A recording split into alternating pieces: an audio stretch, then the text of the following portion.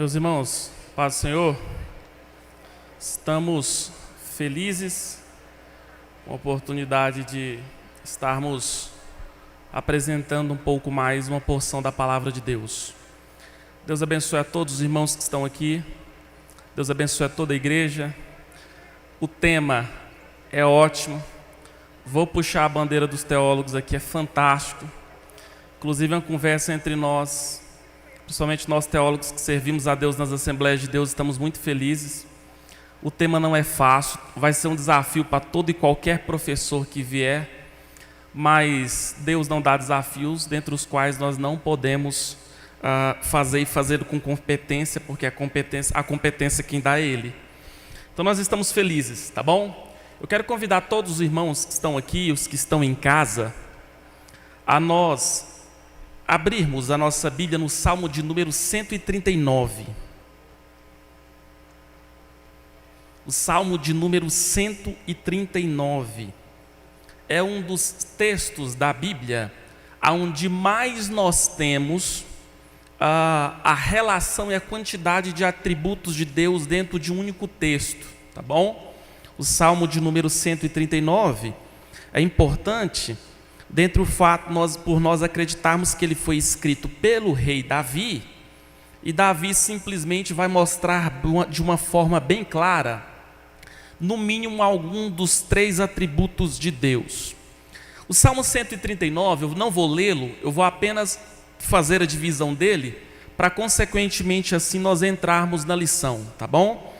Deus abençoe nossos pastores, nossa igreja, você que está em casa, Deus abençoe a todos os irmãos. O Salmo 139, nós acreditamos que seja um salmo escrito por Davi, né? E o Salmo 139, ele está dividido assim: do versículo de número 1 ao versículo de número 6, Davi vai apresentar um atributo a Deus, que é justamente do verso 1 ao versículo de número 6, Davi vai falar sobre a onisciência de Deus. A partir do versículo de número 7 ao versículo de número 12, Davi vai pregar e vai cantar no salmo a onipresença de Deus. Depois, do versículo de número 13 ao versículo de número 18, Davi vai apresentar uma outra marca, um outro atributo de Deus, que é o atributo da onipotência. Então a ideia, ela passa a ser bem simples. Davi vai atribuir poder, graça, Davi vai atribuir a glória justamente no quesito os atributos de Deus. E aqui nós precisamos destacar algumas verdades. Primeiro, o que seria então, Starley, os atributos de Deus? Os atributos seriam a parte que lhe cabe no caráter de Deus. O Dr. Franklin Ferreira, um doutor em teologia, inclusive a nossa faculdade o trouxe uma certa vez para pregar aqui, e ele estava falando justamente sobre a diferença do Deus dos cristãos para deuses de outras religiões. Se nós pegarmos, por exemplo, Alá, que é o Deus de uma outra religião, nós vamos perceber que as ações, pelo menos isso está bem claro no Alcorão, que as ações deles não estão baseadas no seu caráter, mas sim num padrão ético e moral que seja relativo. Portanto, o que ele chancela como bem hoje, pode ser consequentemente não ser tão bem amanhã. O Deus dos cristãos não. Os atributos lhe pertencem ao seu caráter. E a grande questão em xeque, aqui o professor André Elias já abordou na aula de domingo passado, é justamente o fato da que nós chamamos de cognoscibilidade de Deus. E o que isso significa? Isso significa que Deus é um Deus que nós conhecemos e Ele revelou-se a nós. Portanto, aquilo que nós conhecemos de Deus, nós só conhecemos porque Ele se revelou a nós. Essa é a primeira grande questão que precisamos deixar bem claro. Aquilo que nós conhecemos de Deus, nós só conhecemos pelo fato de Ele ter se revelado a nós. Uma outra característica dessa doutrina da cognoscibilidade é o fato de entender quais foram os métodos que Deus usou para se revelar ao ser humano. E basicamente vão se resumir em 3. Primeiro método é o chamado da teologia natural, ou teologia da natureza. É bem verdade que houve uma época onde o mundo simplesmente deixou de ser teocêntrico para ser antropocêntrico. Isso vai acontecer justamente com adventos de algumas filosofias, igual o iluminismo, por exemplo. E a ideia é bem simples. A partir do momento que abandonaram a ideia de Deus, de um Deus teocêntrico, de um Deus que o mundo estava voltado para ele, nós vamos ter a partir de agora a entrada do homem no centro do universo e do mundo e, consequentemente, a teologia penou. Eu vou usar essa expressão aqui. A teologia penou para pregar um Deus que é santo, digno de honra e digno de glória. Com o advento também do ateísmo, principalmente por causa dessas filosofias, e é claro que se ateu não crê nem na existência de Deus e muito menos que a Bíblia é um livro inerrante e infalível. Então, qual foi o desafio dos teólogos na época? Seria utilizar a natureza para provar a existência de Deus. E a pergunta que fica é: eles conseguiram, Starley? Conseguiram com métodos muito sofisticados. Uma segunda característica, e aqui temos exemplos, talvez de um filósofo chamado Anselmo, que ele desenvolveu argumentos interessantíssimos para provar a existência e o fato de Deus se revelar não usando a Bíblia. Esse é o desafio da filosofia cristã. E a Bíblia já prega isso. Os céus proclamam firmamento. Deus falou para Jó, a partir do capítulo de número 38, como ele se revelou na natureza, como ele se revelou na fauna, como ele se revelou na flora. Portanto, Deus é um Deus que utiliza da sua própria criação para se fazer conhecido, e Paulo já pregava isso em Romanos no capítulo de número 1. Uma segunda característica, um segundo método, dentro do qual Deus se fez conhecido à humanidade, é justamente a Bíblia. A Bíblia Sagrada, nós precisamos deixar bem claro, que é um método de Deus se revelar ao ser humano. A gente sabe que a nossa Bíblia é dentro do qual aqui está contido as verdades sobre Deus. A Bíblia diz em Hebreus 4:12, porque a palavra de Deus, ela é viva, ela é eficaz, mais penetrante do que qualquer alguma espada de 2 gumes, penetra até a divisão da alma, do espírito, das juntas e das medulas, e ela é apta para discernir pensamentos e intenções do coração. A Bíblia, ela é viva, a Bíblia, ela é eficaz. E é claro que nos 66 livros que a Bíblia porta, nos 39 do Antigo Testamento e os 27 do Novo, todos eles vão mostrar um Deus que se revela. E a bem da verdade, nós vamos perceber que no livro de Esther, igual nós estudamos na última lição, é um livro que não aparece Deus na grafia, mas Deus está no teor de cada palavra escrito no livro de Esther. O que isso significa? Significa que Deus se revelou através da sua palavra, levando em conta que a Bíblia é inerrante, a Bíblia é infalível. Geralmente nos seminários onde eu trabalho dando aula, principalmente em turmas do primeiro período, alguns questionam, não é, Starley?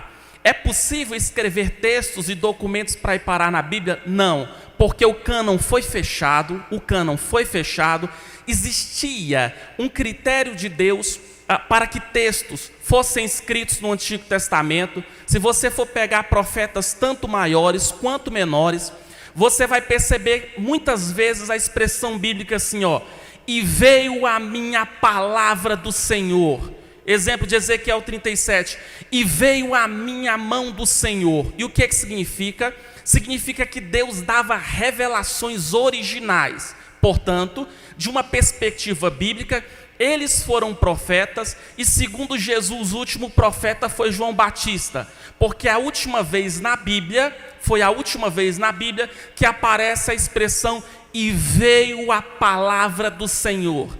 Era Deus dando uma revelação original e, consequentemente, se era Deus quem estava dando, não tinha o que se questionar. A partir do Novo Testamento, nós vamos perceber que o critério muda. A partir do Novo Testamento, o critério passa a ser apostolicidade.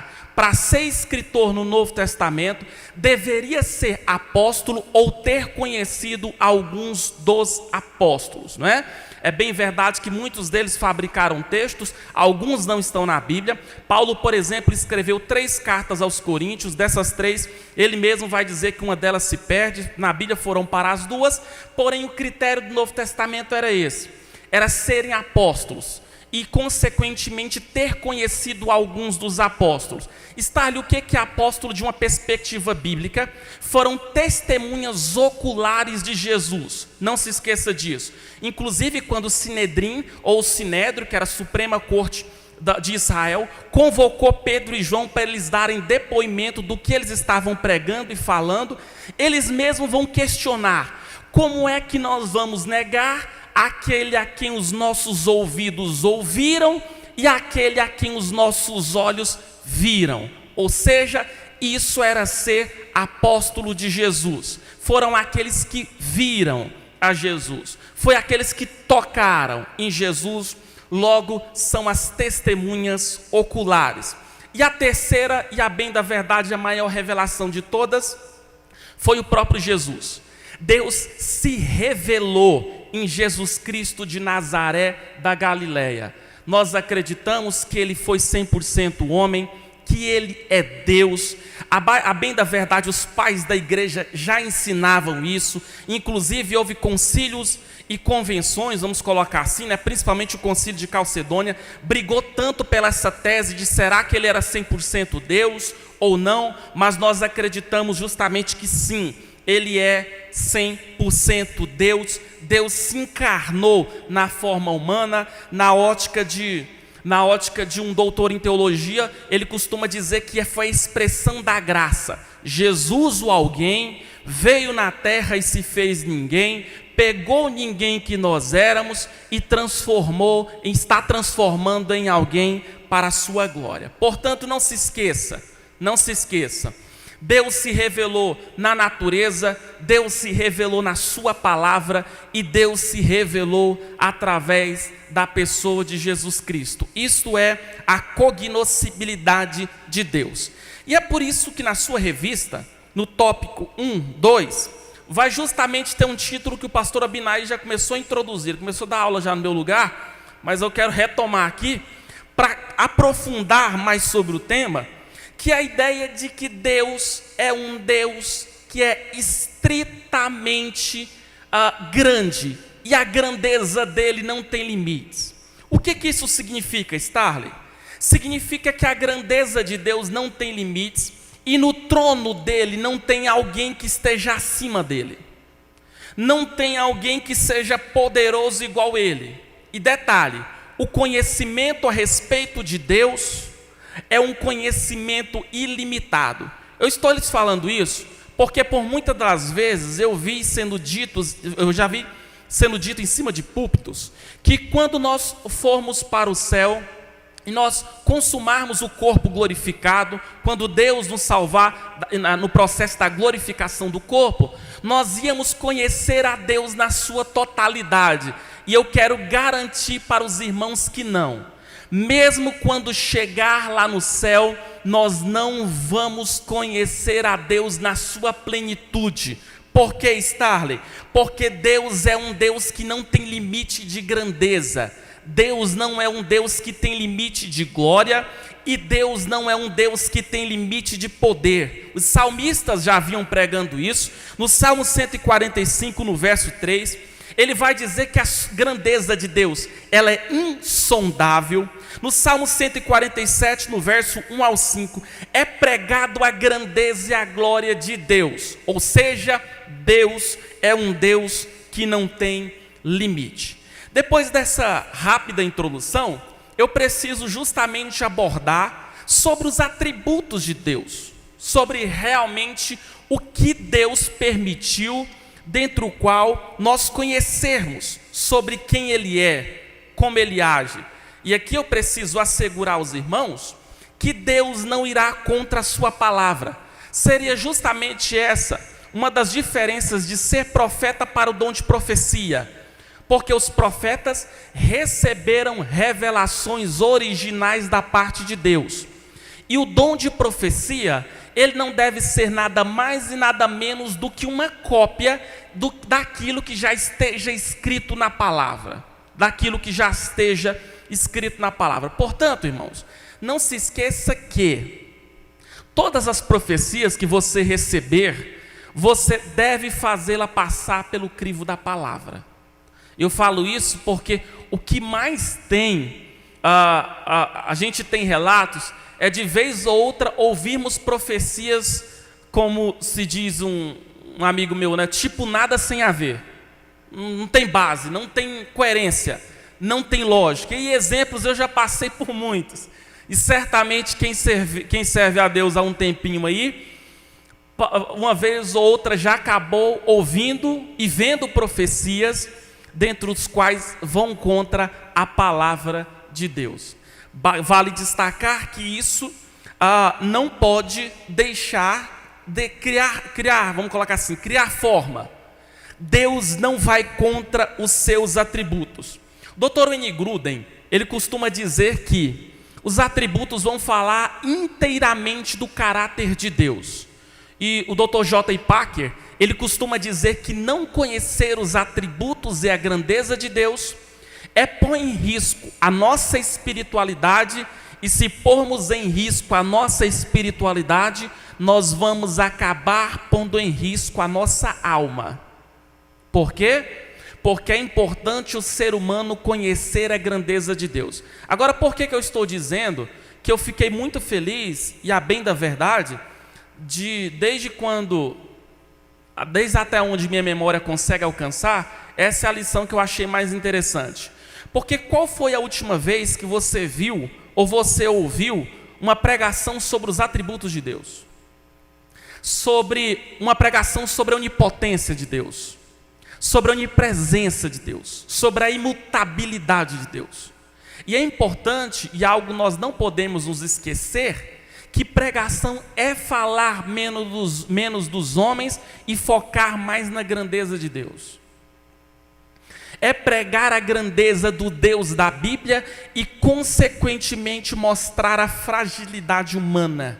Isso é justamente mostrar Deus conhecido. Então, a ideia vai ser bem simples. Eu quero ler com os irmãos, principalmente os que estão aí com a revista, o tópico 1.3, tá bom? Vamos ler? O tópico de número 1.3, lembrando que nós estamos na lição 2. Tópico 1.3 diz assim: todos esses atributos, daqui a pouco a gente vai falar alguns deles, todos esses atributos declaram a glória de Deus. Portanto, irmãos, a onipotência de Deus tem o seguinte propósito: glorificar a Deus, glorificar a Ele mesmo. A onipresença, a imutabilidade, a eternidade, o amor, a misericórdia, todos eles têm como objetivo a glória do próprio Deus. Aí vai dizer: as coisas criadas declaram a glória de Deus. Toda a terra está cheia da sua glória. Deus criou o mundo para mostrar a sua glória, e Ele criou o ser humano para conhecê-lo e refletir a sua glória. Ele é o Criador de todas as coisas, visíveis e invisíveis. Assim é digno de receber toda a glória e adoração. O desejo de Deus é que sua glória seja conhecida. O propósito de Deus na criação, portanto, é revelar a sua glória. Fomos criados e somos para o louvor da sua glória. Então a grande questão é, Starley, como é que linka os atributos de Deus e a glória de Deus na vida humana? Isso vai ser linkado de uma única forma. Deus é um Deus que porta e possui vários atributos, dentre os quais, quando nós falamos sobre os atributos de Deus, é importante nós destacarmos que vai chegar um momento onde os atributos de Deus vão se dividir em dois: os chamados atributos comunicáveis e os atributos incomunicáveis. Starley, o que seria os atributos incomunicáveis? São aqueles atributos que Deus não comunicou a Adão. E o que seriam os atributos comunicáveis? Você já deve ter pego. são os atributos que Deus comunicou a Adão. Então a pergunta e essa é uma pergunta muito comum: em que aspecto o homem é feito à imagem e semelhança de Deus? Pelo fato de o homem ter justamente em si alguns atributos que Deus tenha. Quando a Bíblia vai dizer em Gênesis 1:26, quando Deus ali simplesmente apresenta o projeto da criação do homem, vale destacar que o homem é imagem e semelhança de Deus pelo fato de Deus ter entregue, ter delegado, ter facultado ao homem alguns atributos que pertencem unicamente a Deus. E o homem tem justamente porque Deus resolveu entregar. Exemplos de atributos comunicáveis: amor. Deus ama? Sim. O homem ama? Ama. Deus é sábio? Sim. Deus entregou a capacidade de sabedoria para o homem? Sim. Isso são atributos comunicáveis. Deus comunicou a sua própria criatura. E aqui eu preciso deixar bem claro que a sua criatura, que nesse caso se restringe só ao ser humano. Tá bom? E mesmo depois do pecado em Gênesis capítulo de número 3, o que os textos no Novo Testamento vão nos mostrar é que o homem, mesmo depois do pecado, continua sendo a imagem e semelhança de Deus, distorcida, mas continua sendo a imagem e semelhança de Deus, ao não ser que ele corresponda ao chamado de Deus à fé, e através de Jesus, a imagem e a semelhança de Deus vai ser restituída, até chegar na glorificação do corpo, que ali será perfeitamente restaurada.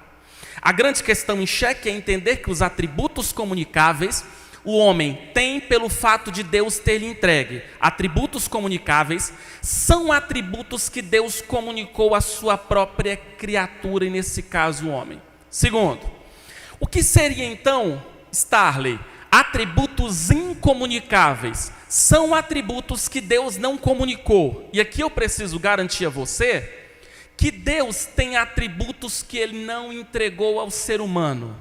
E aqui eu preciso também distinguir para você a diferença de infinito para eterno. O ser humano, ele é infinito, porque infinito é aquilo que começa, mas não tem fim. Escute bem o que eu vou lhe dizer. De uma perspectiva bíblica, uma vez que você entrou na existência, você não sai dela nunca mais.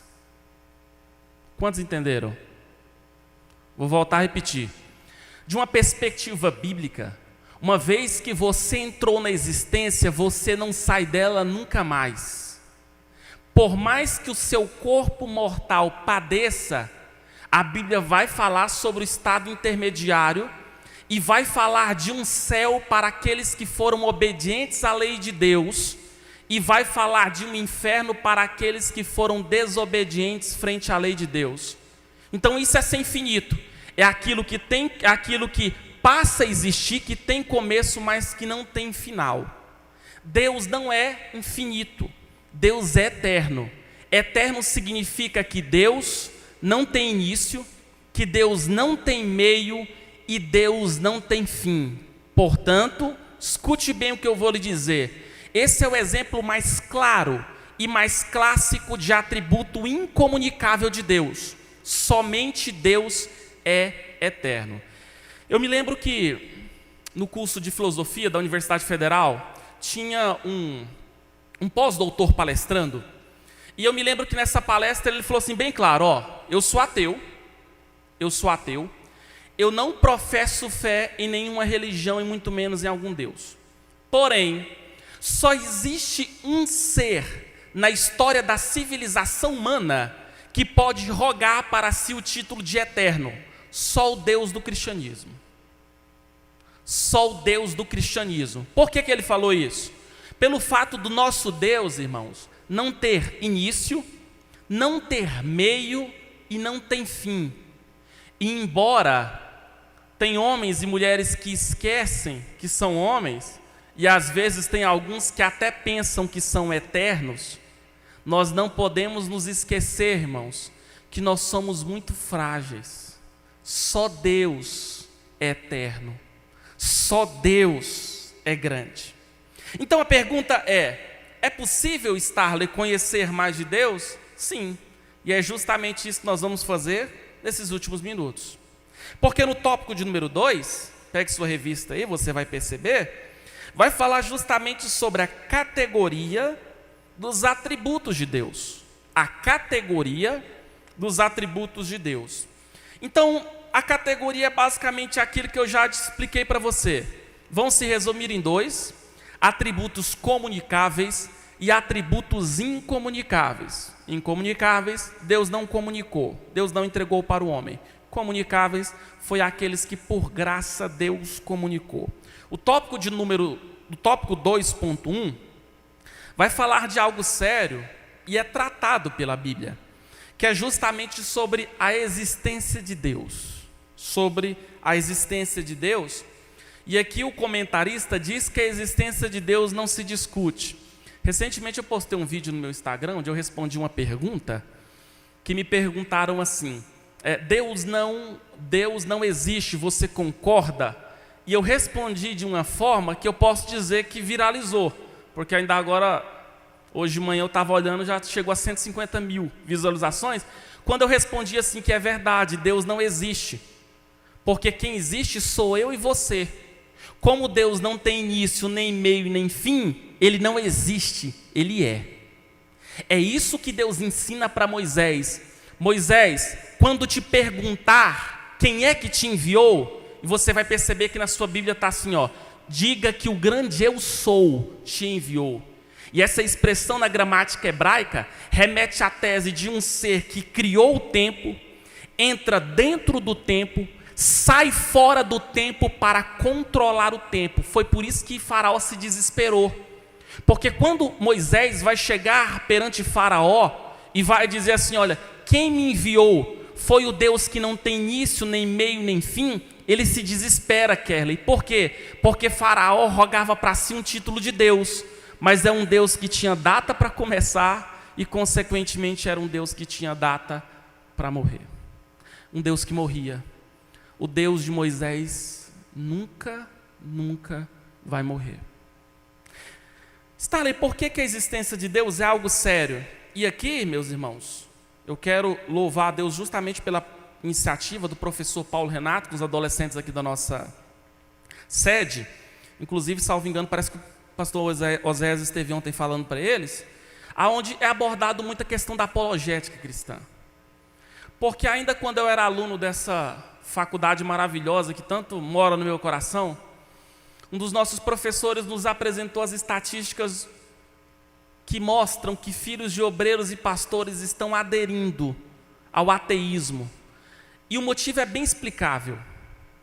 Porque nós temos dó de ensinar teologia boa, apologética de qualidade para os alunos, para os jovens, para os adolescentes, e quando eles chegam dentro das faculdades, das universidades, o professor deles é o cara para explicar a teoria de Darwin. Infelizmente, sabe o que acaba acontecendo?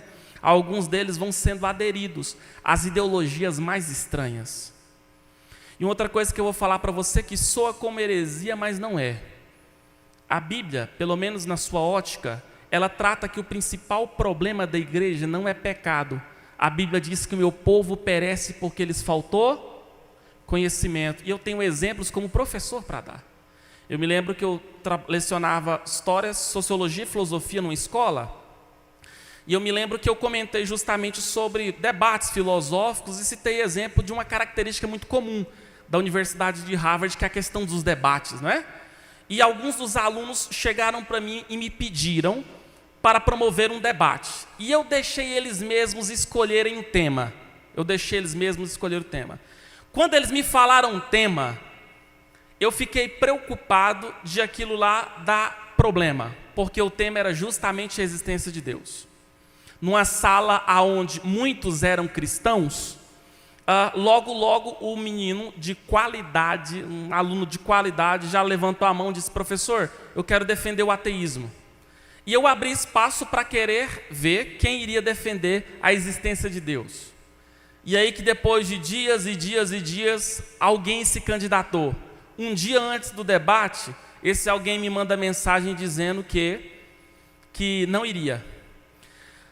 Pela manhã, um aluno pegou e me disse assim: Starley, eu aceito o desafio. E ele foi e mostrou slides e falou, terminou sendo aplaudido. E a pergunta que não queria calar, eu fiz para toda a sala ver e ouvir, e por Deus que eu não sabia a resposta. Eu perguntei assim: de qual igreja que você é? E ele falou assim: não sou cristão não. Os meus pais são líderes de uma religião, professor, Umbanda, mas eu acredito na existência de Deus. E foi o único que foi defender a existência de Deus. O que eu estou querendo dizer para você é que Paulo não brincava quando ele disse que Deus havia o chamado para anular os sofismas do diabo. E a palavra grega para sofisma significa justamente essas ideologias que vão contra a grandeza de Deus, que vão contra a fé no Deus que professamos e servimos. Sabe por quê, irmãos? Porque a partir do momento que se entra em universidades assim, não adianta rodar e nem sapatear no poder na hora, não. Sabe o que é que tem que fazer? É combater. Quando eu fui fazer faculdade de História, a minha primeira aula foi essa. O professor, pastor Samuel, deu uma aula sobre o mito das 10 pragas. As 10 pragas foi um mito. E ele explicou por que era um mito que os cristãos já haviam ensinando, crendo e pregando. A coisa é séria. E do mesmo jeito que eu citei esse exemplo, eu também tenho exemplo de sala de aula, onde um aluno do 6º ano defendeu com charme e beleza a existência de Deus. E acredite, ele usou justamente um argumento, um menino de 6º ano, de um filósofo chamado Anselmo, quando ele disse que a mente humana não tinha capacidade para pensar naquilo que não exista e nem tenha referência para existir. A menina perguntou e falou assim: mas o unicórnio não existe? E eu lembro que ele falou assim: mas o unicórnio é justamente a referência de um cavalo. Eu preciso que você me mostre algo que não exista e que nem tenha referência para existir. A menina foi para lá e não conseguiu. Ele falou assim: portanto, se o ser humano tem essa ideia de que Deus exista, de que realmente esse Deus ele exista mesmo, só pode ter uma explicação: é porque literalmente ele possa existir. Eu contei esse caso para dizer para você que quando nós falamos da grandeza e da existência de Deus, justamente 4 argumentos têm se mostrado. O argumento cosmológico. Eu vi uma criança de 6º ano, da Assembleia de Deus, Ministério Pedro Ludovico, defender esses argumentos em sala de aula. E ele justamente mostrou sobre o argumento cosmológico, através de vários slides. Ele falou: o universo tem uma causa. E ele foi justamente beber na fonte de Tomás de Aquino, quando disse que, sobre as suas 5 vias, as suas famosas 5 vias, mostrando que a causa do universo existir só pode ter um nome: Deus, a sua grandeza e a sua glória. Segundo, o argumento teleológico, mostrando da harmonia do universo, estou só comentando. Terceiro, o argumento ontológico, mostrando que o universo simplesmente existe pelo fato de Deus estar coordenando as suas leis. E o argumento moral, a ideia é bem simples: o senso do que é certo e do que é errado. Simplesmente o ser humano só tem porque Deus lhe facultou isso, porque Deus o entregou isso. E eu me lembro que foi dito até inclusive dentro da sala de aula: e se na lei de Moisés dissesse não matarás, matar seria certo? Simplesmente esse aluno com maestria respondeu que matar seria errado, porque matar já é errado por si só. O Deus da Bíblia, simplesmente, ele não vem dizer o que é certo e o que é errado, ele vem comprovar aquilo que é certo e repudiar aquilo que é errado. Por que, Starley? Porque tanto ele quanto a sua criação simplesmente devem prestar honra e glória a ele. Deus, irmãos, é infinitamente grande e Deus é infinitamente poderoso. E nos meus últimos minutos vamos falar justamente sobre esses atributos de Deus. Tópico 2.2 vai falar sobre os atributos incomunicáveis. Então, eu já comentei que os atributos incomunicáveis afirmam a grandeza e a majestade absoluta de Deus. Starley, exemplos de atributos incomunicáveis. Só para os irmãos terem noção, eu vou selecionar alguns aqui e vou explicar para os irmãos. O primeiro eu ainda não comentei, na verdade um eu comentei, o outro eu vou comentar agora, que é o atributo da independência. Dizem que dependência de Deus é assim: Deus não precisa de nós. Eu preciso deixar isso bem claro para você. Deus não precisa de nós nem do restante da criação para nada. Porém, tanto nós quanto o restante da criação podemos glorificar e dar-lhes alegria. Você é alguém que não gosta de depender dos outros? Porque se você falar que não gosta, eu vou dizer para você que mesmo você não gostando, você depende.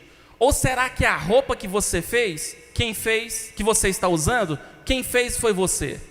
Será que o carro que você está andando, quem construiu foi você?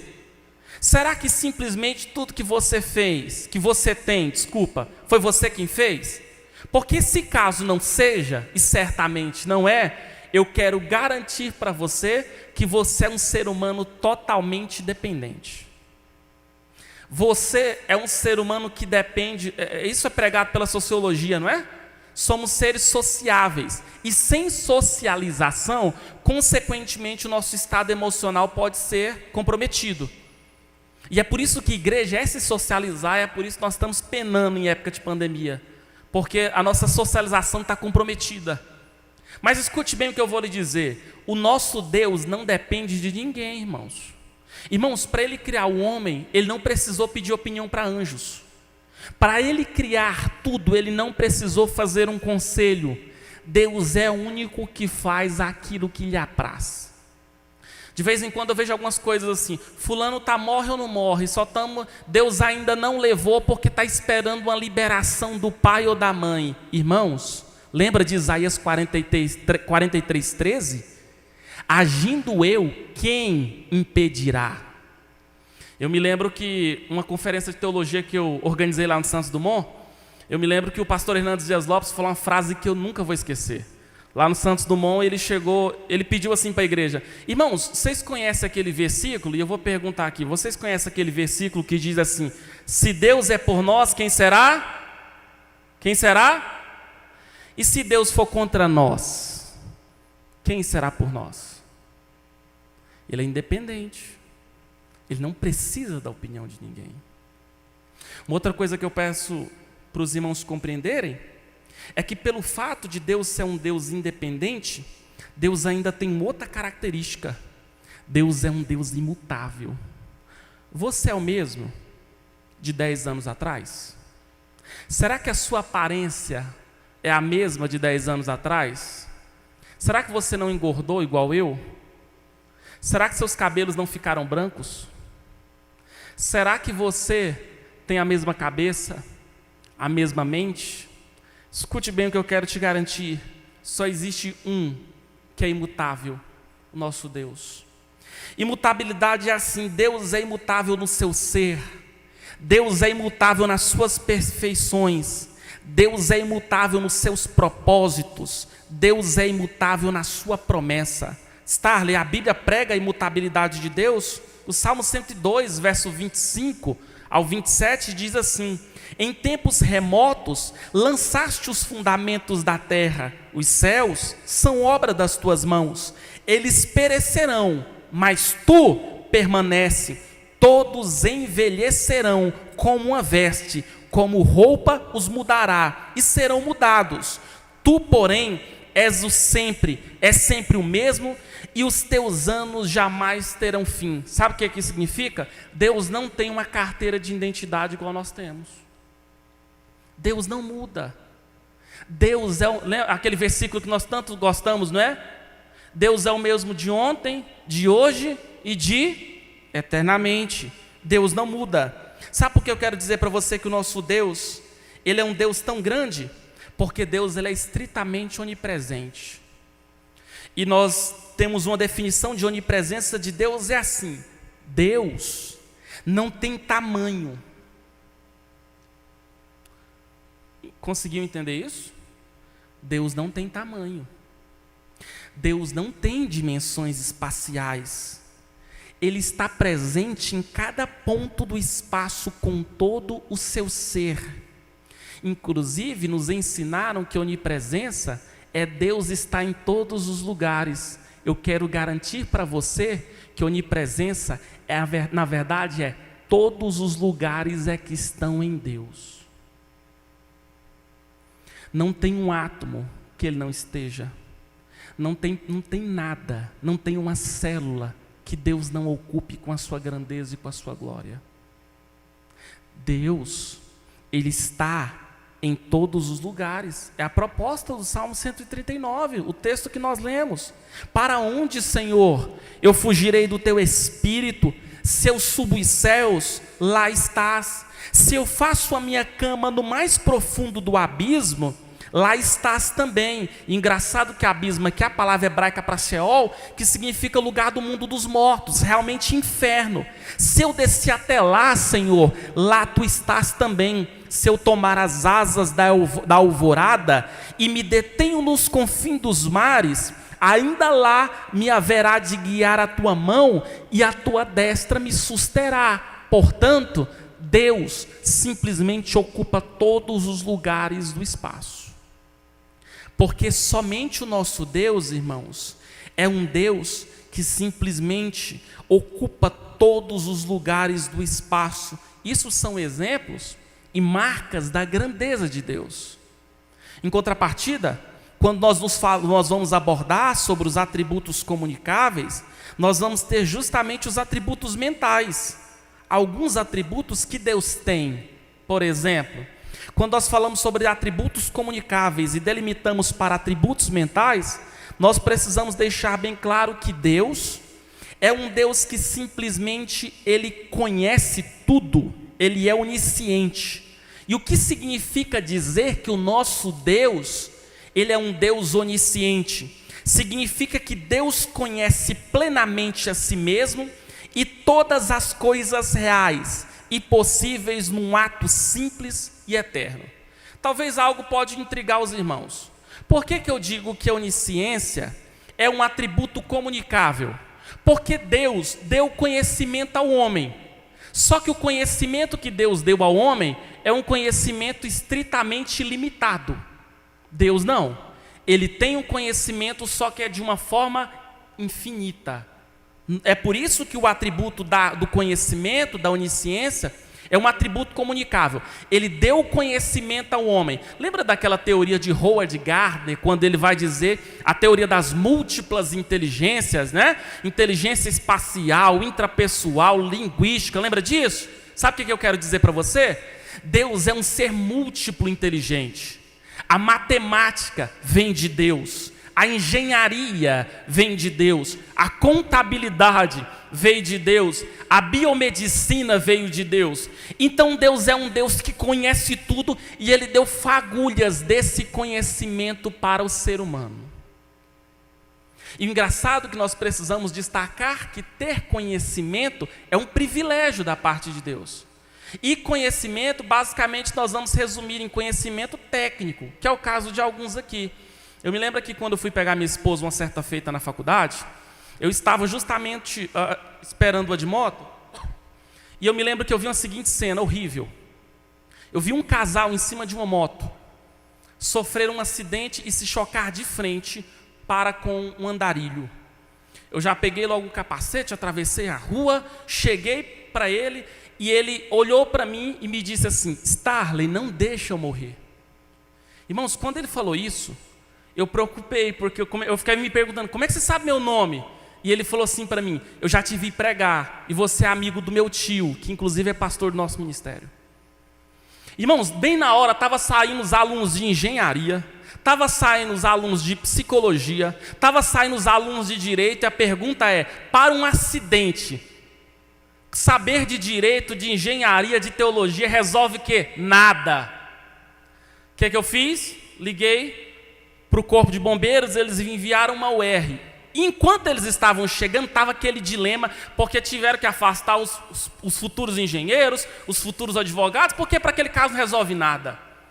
E eu lembro que estava um caos instaurado, mas consequentemente passou uma mulher, e essa mulher chegou, mostrou o CRM dela de médico, e em 5 minutos ela resolveu tudo. Inclusive, ela olhou para mim e falou assim: ó, aconteceu isso, e isso, e isso com seu amigo.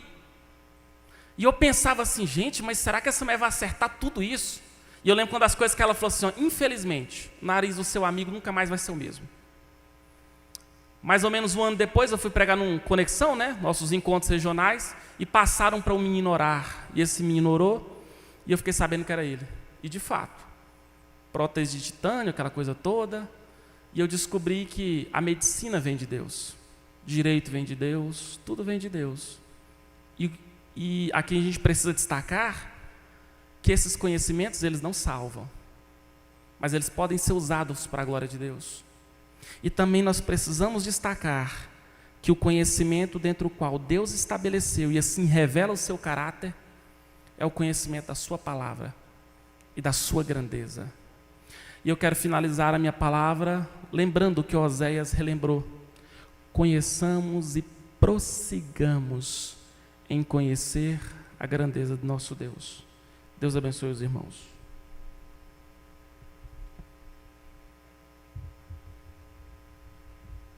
Deus.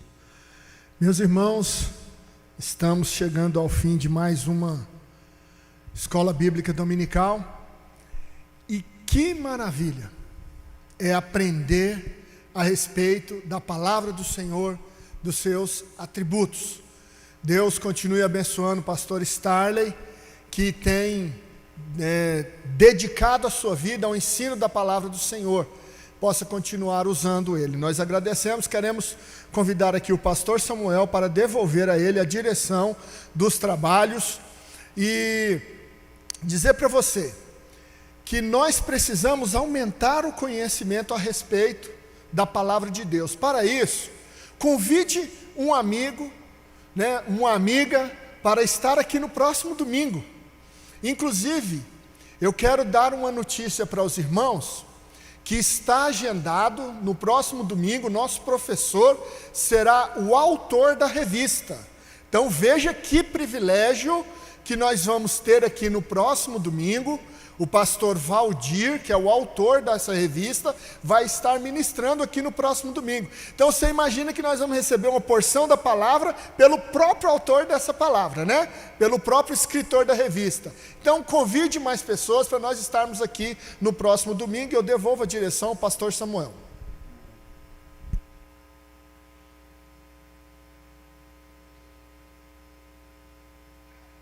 O Senhor, irmãos, estava dizendo aqui para o Starley que eu fiquei com dó dele em relação ao tempo, pastor Carlos.